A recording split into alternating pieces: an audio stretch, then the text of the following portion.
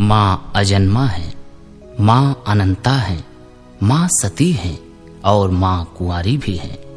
अलग अलग नाम से अलग अलग रूप में हर युग में माँ विद्यमान रहती है।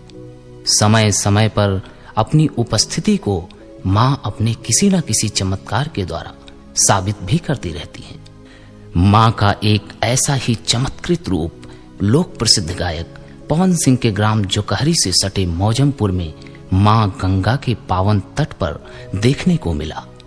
जहां माँ सती कुंवारी जब तक अपने लौकिक रूप में रही अपने भक्तों का कल्याण करती रही,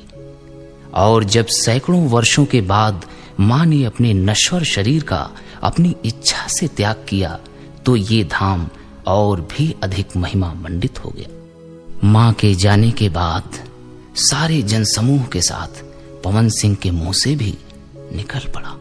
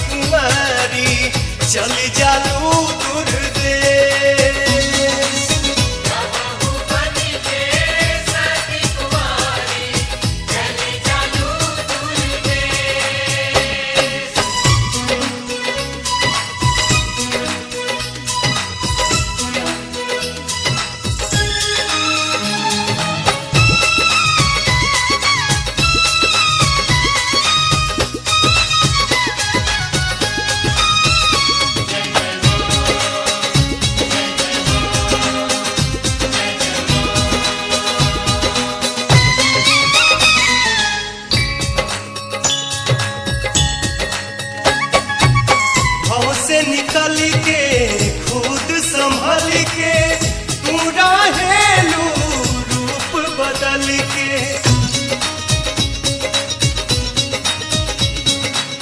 भाव से निकल के खुद संभल के तू रहेलू रूप बदल के, धाके नर्तन